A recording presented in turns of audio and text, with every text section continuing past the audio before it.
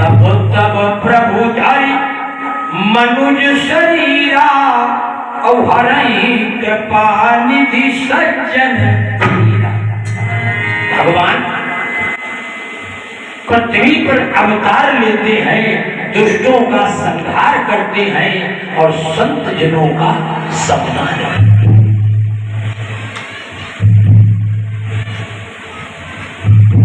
जब भगवान श्याम सुंदर ने देखा है कि देवराज इंद्र को अहंकार हो गया, उनका पूजन होता है, प्रतिवर्ष पूजन किया जाता है, तो देवराज इंद्र का पूजन छुड़वा करके और अब की बार भगवान ने गोवर्धन पर्वत का पूजन कर दिया। सभी वृंदावन वासियों को अपने में समाहित कर दिया। वृंदावनवासी भगवान श्याम सुंदर का पूजन करके बड़ा आनंद मनाते हैं, जबकि दिखावे में भगवान गोवर्धन है, जबकि स्वयं भगवान एक रूप गोवर्धन से अपना प्रकट करते दिखा सातों कि मनमोहन ही गोवर्धन बन, अरे मनमोहन ही गोवर्धन बन, अरे गोवर्धन बन प्रगटा।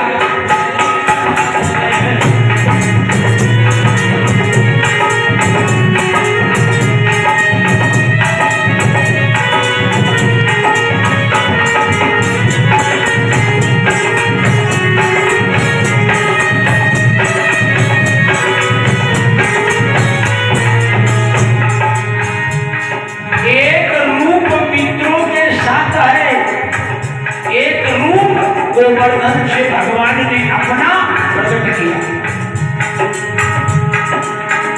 मनमोहन ही गोवर्धन बन, गोवर्धन बन प्रगटाते हैं।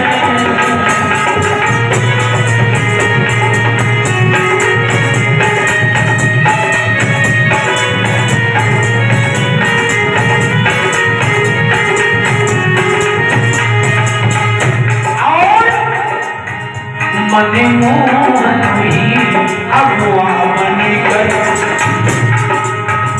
मनमोहन ही अगुआ बनकर ओ सबको मूर्ति दिखाते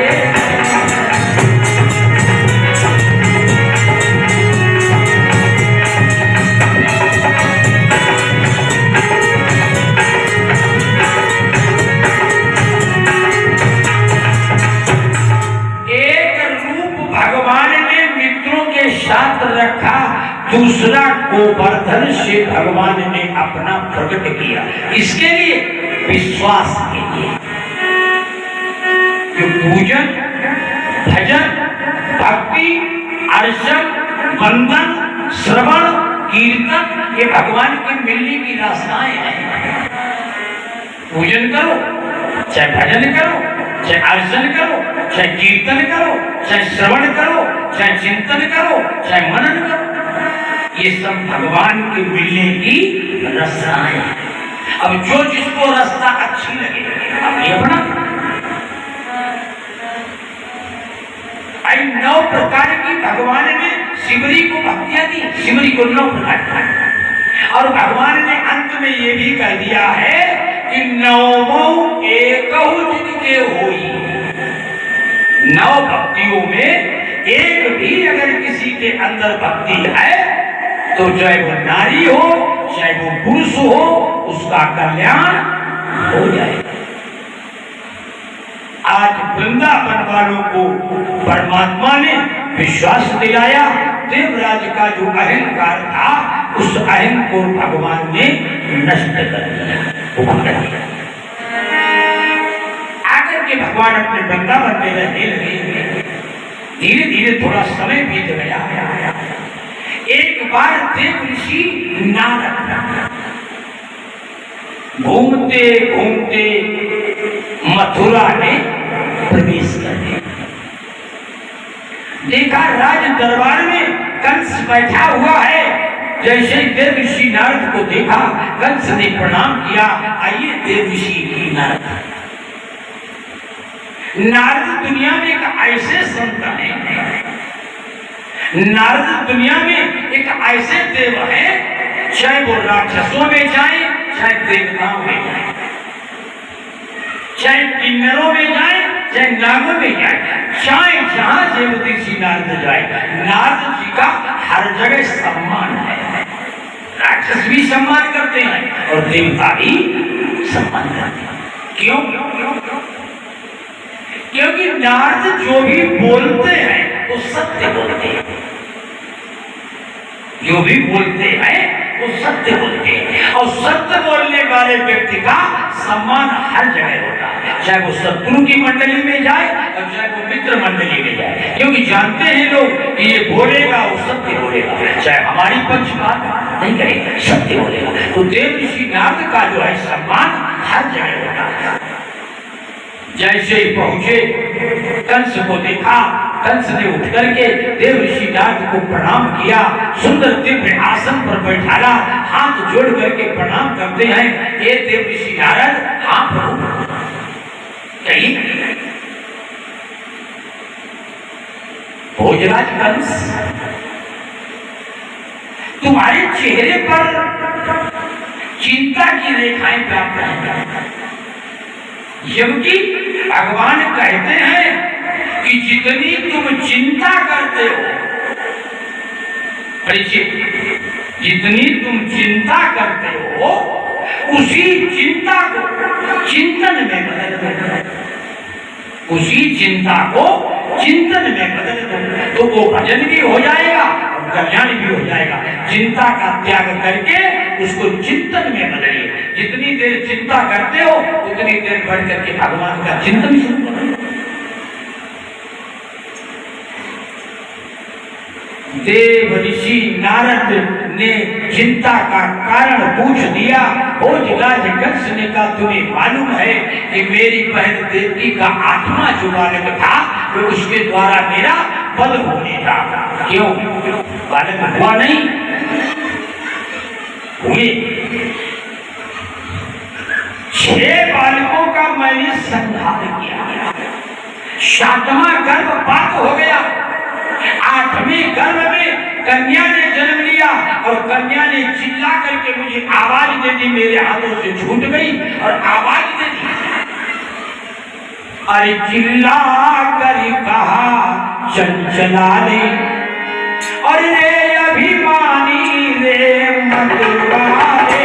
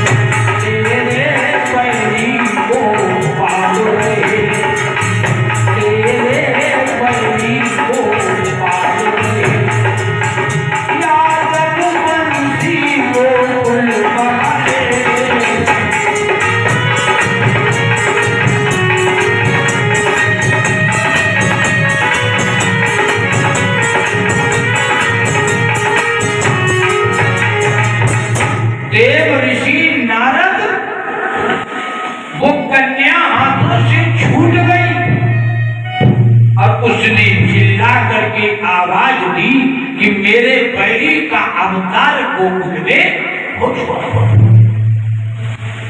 यादव वंशी लोग उसका पालन कर रहे हैं, मैंने हजारों बालकों का संहार कर दिया। पूतना, शकटासुर, तृणावत, अघासुर, बकासुर इन दूतों को भेजा, लेकिन ये लौट करके वापस। ये तो निश्चय है कि मेरे बैरी ने जन्म ले लिया, ये निश्चय है। जिसने पूतना को मार दिया, जिसने 6 दिन की उम्र में पूतना का संहार कर दिया,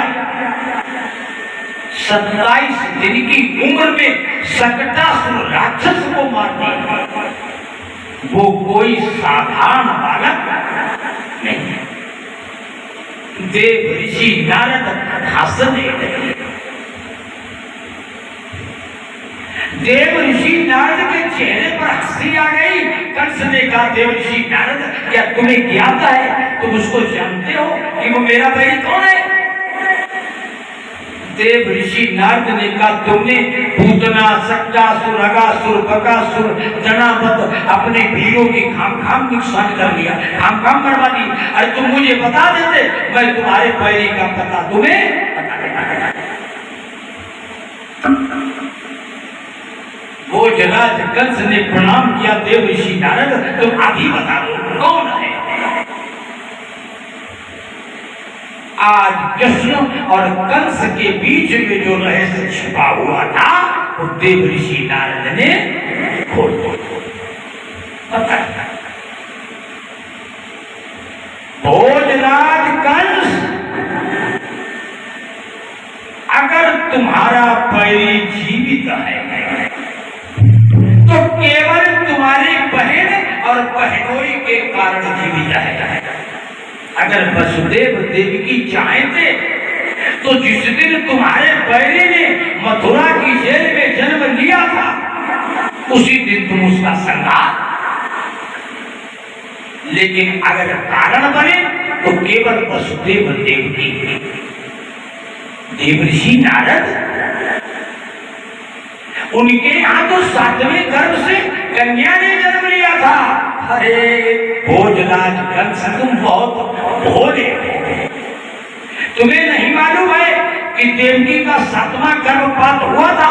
कहाँ गर्भपात तो हुआ था 7वां का? वो 7वें गर्भपात का केवल खेल था, और उस गर्भ से बलराम ने जन्म लिया था। 7वां गर्भ जो देवकी का है वो बलराम का। और जिस दिन इस जेल में कृष्ण ने जन्म लिया था, उस दिन वसुदेव देवकी ने बहुत बड़ा जाल बिछा करके रखा था। बता दिया भोजराज कंस को देवर्षि नारद।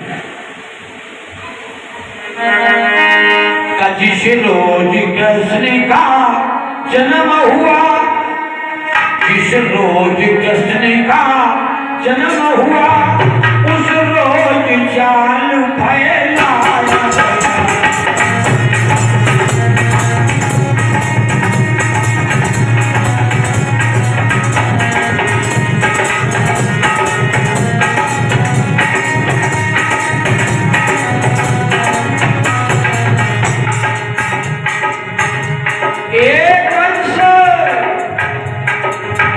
जिस रोज कृष्ण का जन्म हुआ, उस रोज जाल फैलाया।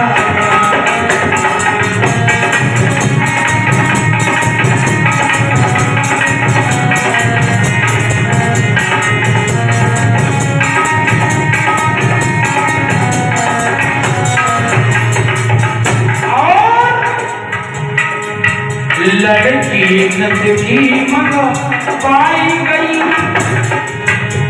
ये सारी रात्रि खेल हुआ। लड़की नंदकी मंगा पाई गई, कहाँ पहुँचाया?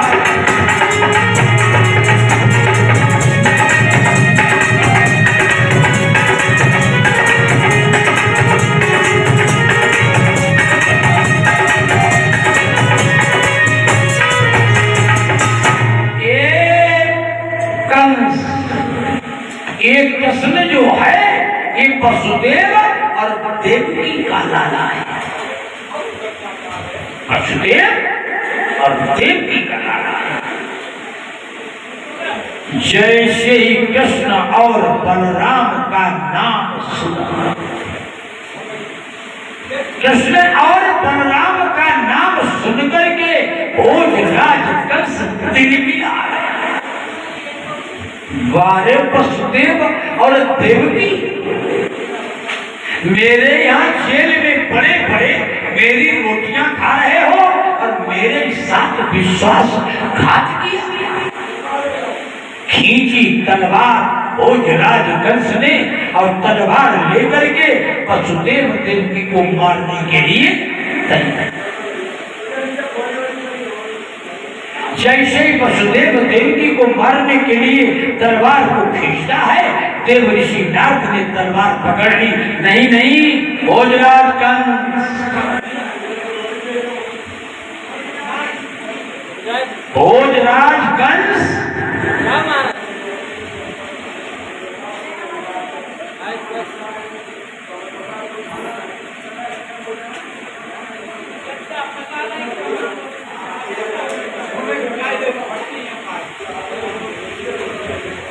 बोलबाल कृष्ण भगवान की। जैसे ही भोजराज कंस वसुदेव देवकी को मारने के लिए तैयार हो गया, नहीं, भोजराज कंस, क्या फायदा मिला, चलवा दो जाके या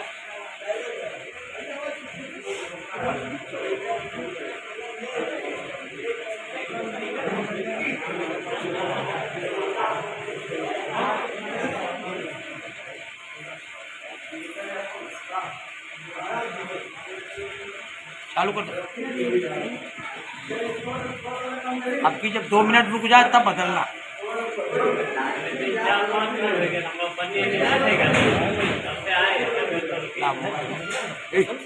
मोबाइल योगी को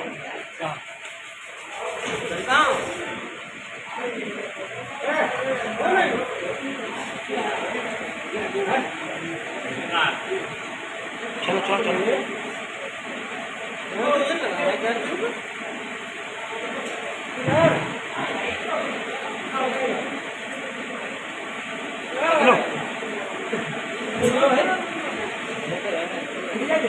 नहीं वो तो अपना देख ले नहीं। हाँ रखा किसी चलो चलो बोलो कृष्ण भगवान की। तो जिस समय देवऋषि नारद ने कंस के प्रति बताया, वसुदेव देवकी के प्रति बताया, भोजराज कंस को क्रोध आ गया, तलवार मार डालने के लिए तैयार हो गया। ये वसुदेव देवकी, तुम रोटी मेरे यहाँ खा रहे हो और मेरे साथ तुमने कितना बड़ा विश्वासघात किया। देव ऋषि नारद ने रोक दिया, हे भोजराज कंस, ऐसा मत करना। अगर तुमने वसुदेव देवकी का संहार कर दिया तो वो कृष्ण बलराम तुम्हें जिंदा छोड़ेंगे। क्यों? क्योंकि वो भी कोई साधारण बालक नहीं है जिसने 6 दिन की उम्र में पूतना का संहार किया, 27 दिन की उम्र में सट्टासुर को मार दिया, 7 वर्ष की उम्र में गोवर्धन पर्वत उठा दिया। वो कोई साधारण बालक नहीं है। भोजराज कंस बार बार नारद से प्रणाम करता है, हाथ जोड़ करके प्रार्थना करने लगा, हे प्रभु, जब तुमने हमारे शत्रु के विषय में बता दिया तो ऐसा कोई उपाय बता दो जिससे हम कृष्ण और बलराम को मार ऐसा कोई हमें रास्ता बताओ। देव ऋषि नारद ने कहा, देखो एक रास्ता है, तुम अपने यहाँ जो है एक धनुष यज्ञ महोत्सव करो, एक रंग भूमि की व्यवस्था करो और उस रंग भूमि में कृष्ण और बलराम को जो है वो निमंत्रण दे करके बुलाओ। और श्री महाराज एक सम्मति है और एक रंग भूमि रचवाइएगा।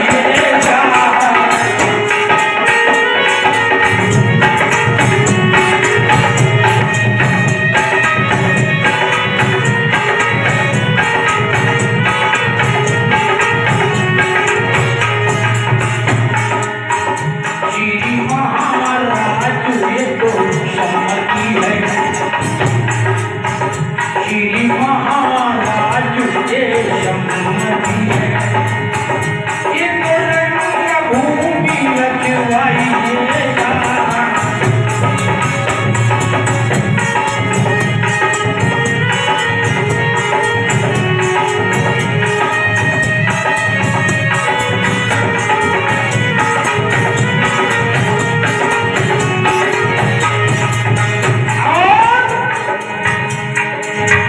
फिर ने होता देकर मोहन को,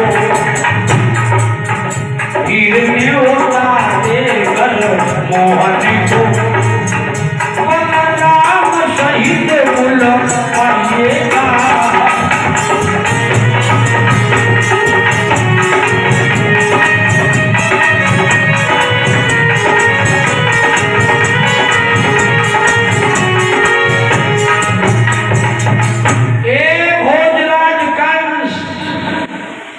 एक रंग भूमि की व्यवस्था करो और कृष्ण और बलराम को निमंत्रण भेजो। तुम्हारे घर निमंत्रण में जब कृष्ण बलराम आ जाए, तुम तो जानते हो कि कृष्ण बलराम तुम्हारे शत्रु हैं, उनको मार देना। सलाह दे दी, मौत के पास जल्दी बुला दिया। दो ही व्यक्ति दुनिया में ऐसे हुए हैं जिन्होंने मौत को न्योता देके बुलाया, स्वयं बुलाया। कौन? कंस और रावण। न्योता देके बुलाया। जैसे ही मालूम हुआ देवर्षि नारद ने कहा, अच्छा हम तो जा रहे हैं, अब तुम अपनी व्यवस्था देख ले। देवर्षि नारद चले गए। अब जिसको मालूम हो गया कि कृष्ण बलराम हमारे बैरी हैं, उसको नींद कहां, उसको चैन कहां। और दूसरे दिन उसने जो है ब्राह्मणों को बुलाया।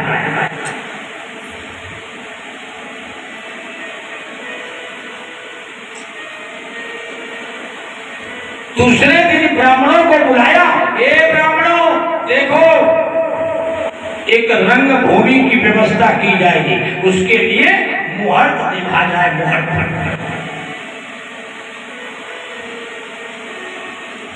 ब्राह्मणों ने देखा तो ब्राह्मणों ने कहा, महाराज वैसे मुहूर्त तो है, लेकिन मात्र 3 दिन का है। 3 दिन। और जिस धनुष का पूजन करके रखा जाएगा, जिस धनुष का पूजन करके रखा जाएगा, अगर वो धनुष 3 दिन तक रखा रहा तब तो कंस बचेगा।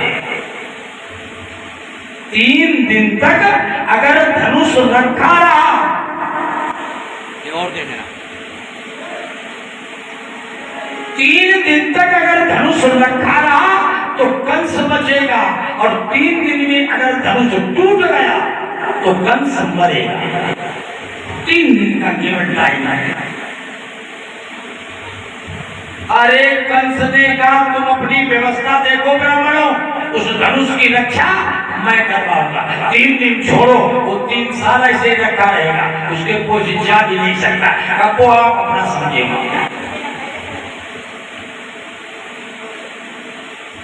इधर ब्राह्मण लोग जो है रंगभूमि की व्यवस्था करने लगे। कंस ने सोचा अब किसी को मथुरा वृंदावन में भेजना पड़ेगा। कौन हो? जो विश्वासी हो,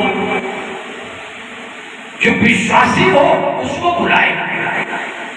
तो एक अक्रूर नाम का सेवक है। अक्रूर राजा कंस का सेवक है और भगवान कृष्ण का चाचा है।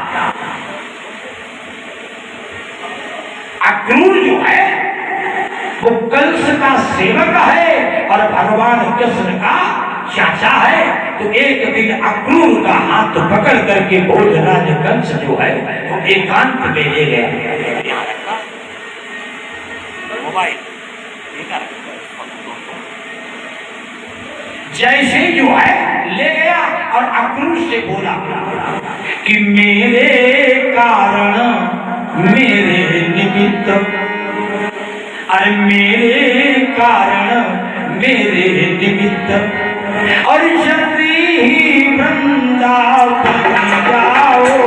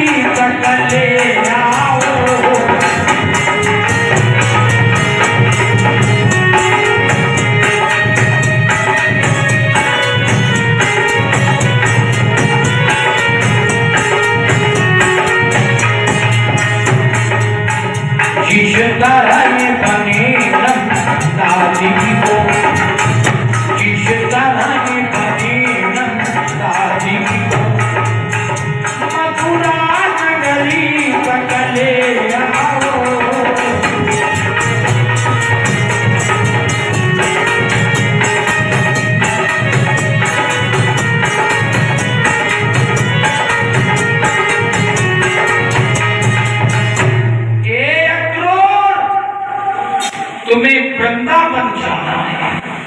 क्यों? देखो, देव ऋषि नारद ने बताया है कि कृष्ण और बलराम हमारे शत्रु हैं। उन्होंने मेरी सेना का संहार किया है, उन्होंने पूतना को मारा है, उन्होंने सत्यासुर, जनावत, अगासुर, बकासुर जैसे राक्षसों का संहार किया। जाओ जाओ जाओ और जैसे बने उनको मथुरा नगरी ले आए। जब मथुरा नगरी में तुम कृष्ण और बलराम को लाओगे तो मैं उन दोनों बालकों का संहार करूंगा, मारूंगा।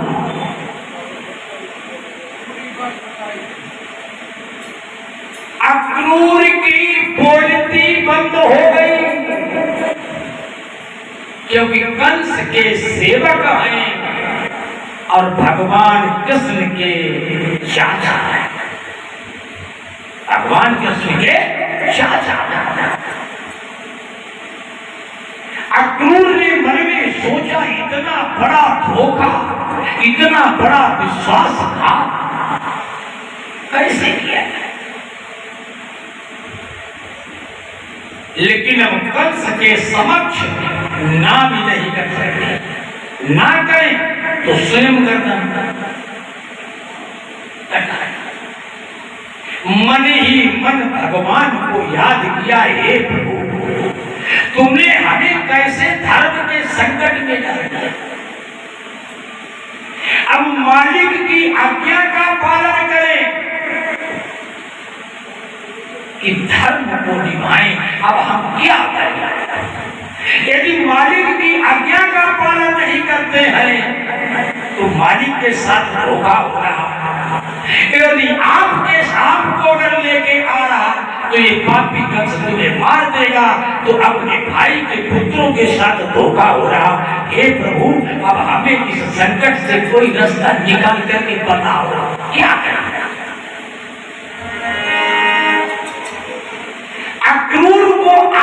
फल मिला। अक्रूर ने कहा भोजराज कंस, तुम जानते हो कि जिसने पूतना को मार दिया, शक्तासुर, अगासुर, बकासुर, जनावत जैसे राक्षसों को मार दिया, और फिर भी तुम अपनी मौत को बुला रहे, मौत को बुला रहे क्या? मेरी समझ में तो ये आ रहा है भोजकांस, लेकिन मेरा यह निश्चय है कि उन्हीं